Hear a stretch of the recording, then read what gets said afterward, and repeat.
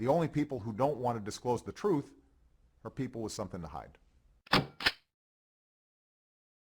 You know, David Webb, you and I have discussed this a number of times together, and now you listen to this tape of Chris Matthews, and I've known Chris over the years. I like Chris.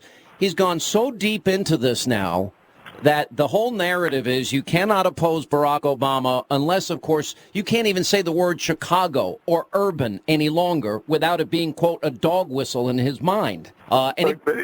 Maybe the good thing, Sean, is that with Chris, if you add up his audience for his show, you might actually get somebody listening.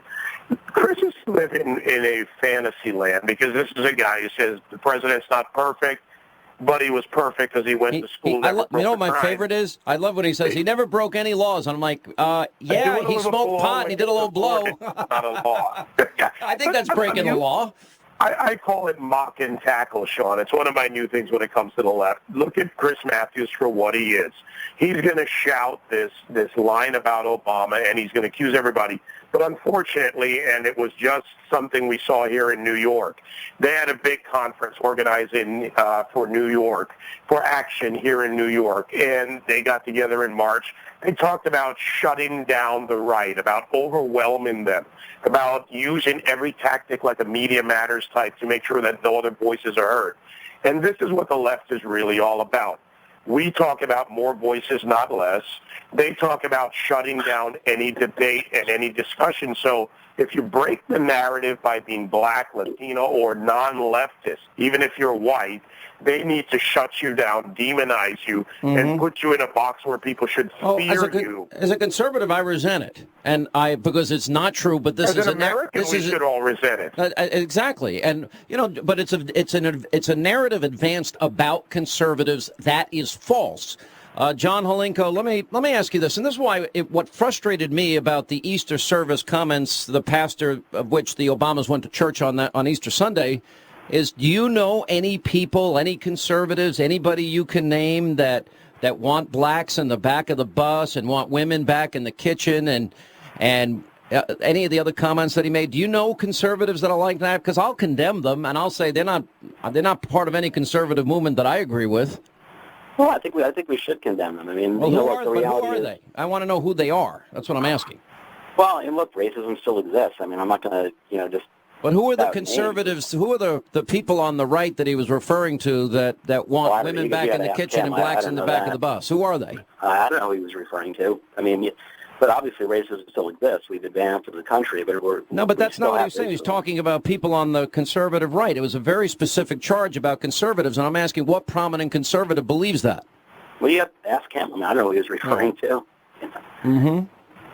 Well, you're not saying that racism doesn't exist. I mean, obviously, you can nobody's saying racism, but the implication was that this is conservatives, and that's where I think this narrative is advanced by the Democratic Party, and it has now become a narrative that maybe even has taken hold, unfortunately, even though it's false. Well, if there's some racism amongst Republican ranks, I mean, obviously there's some. Yeah, but John, this is the problem. It's the when did you stop beating your wife approach. The captains of the religious right that Reverend Louis Leon talked about, I've asked everybody I know on the left to name them. You guys can't. And with all due respect, I'm kind of sick of this, and so are most Americans, because this is that innocuous, when did you stop beating your wife approach, and this is how they call you a racist. They do whatever else they can to play the demonized game. We never get to the debate on the issues, because we end up in this argument.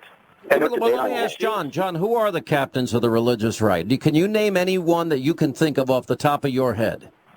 Well, look, I'm not going to go calling people racist. I mean, but just name anybody that may be close. I mean, look, when in some polls, half of Republican primary voters still believe that Obama was born overseas, you have to ask yourself, according to is what race poll? Really not a part of that at all? You know, what is this, an online poll on the Democratic Underground or Marcus Miletus? Well, multiple polls. Even I'm happy to get part of that same approach. Are you telling me that half the Americans that voted against Barack Obama believe this?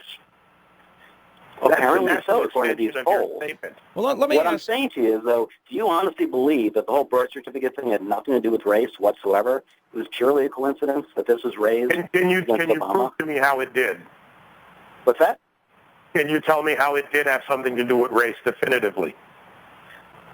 Well, it depends. I mean, what are you asking? Well, if you go to Nicholas, hang on a second. If you go to Nicholas Kristof, something you can't prove. I'm asking you to prove something you're asking. I think it was a legitimate question in one sense, and that if you go to Nicholas Kristof in the New York Times, he did refer to Obama going to this Muslim school in Jakarta and studying the Quran and quoting Obama in perfect cadence and accent, saying that the most beautiful place on earth is prayer at sunset.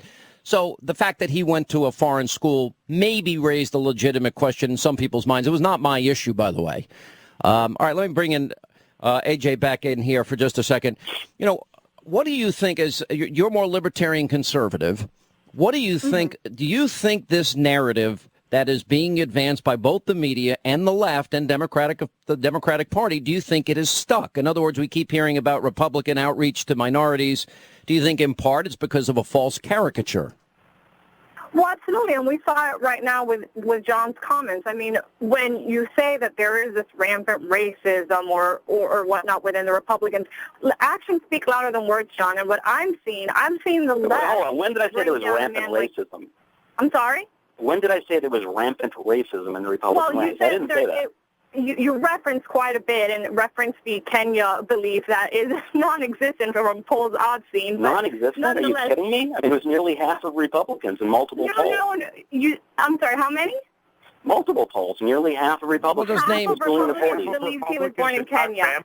Okay, this is a straw man argument, so let me not indulge it. But as I was saying, I mean, it's true. It's data. I'm sorry. All right, hang on, one at a time, AJ. Go ahead. It's the left that I see trying to bring down a black man who, to quote Chris Matthews, is a stunning example of going to a great school and being a great father and a great husband. I believe that's Dr. Ben Carson just as much as it is Obama. And I would love John to explain to me how it is that the left justifies bringing down what is a terrific African-American role model. I'm happy to answer that question. I think Dr. Carson is a very impressive man. But when he makes comments that are frankly asinine, he deserves to be called on them. How were his comments asinine? Did you listen to when he's comparing consensual sex amongst people of the same gender to NAMBLA?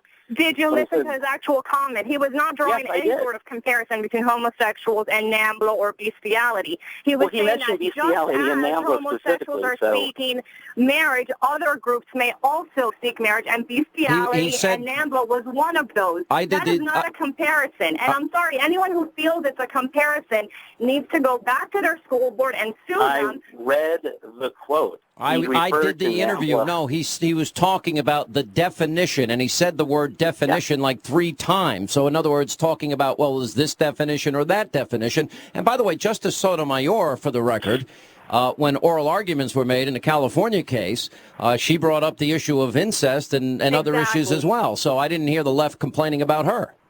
Well, look, I mean, Dr. Carson, when he says these things, he deserves to be criticized. Well, let me ask you, and if he wants to answer them, then that's fine. Look, he's a smart, impressive guy. I think he's got a future in politics if he chooses to go that route. But, you know, I didn't see as much criticism about Bill Ayers, who's a friend with Obama, who started his political career in his house. Really? Well, listen, I mean, we're going to comparisons. Let's look at tactics here from the left. And this is a good example, and AJ put it in proper context, because it's not a comparison, for one. Again, you're right. Go back to school and get your money back or get a better education. But they do this, and this is kind of the Media Matters operation. They give you a headline that lays out something. They can never support it in the story or in the full context. What AJ's talking about is taking the full context of the statement. The words is applied.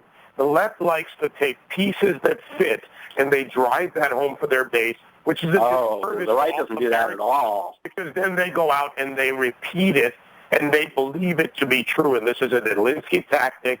This is something they use very effectively, and it is a disservice to Americans who would like to hear a debate on solutions, a debate on race, a debate on all the issues. But according to the left, we're just all cowards. That's Eric Holder's words, because we won't get into it. People, look, I've just complimented Dr. Carson multiple times. I'm telling you, he's a very impressive guy. At the same time, wrongly slandering him by saying he made a comparison that he did not make. Read the quote. Read the quote that he made. I mean, look, the way he said it, he deserved to be criticized. And he responded.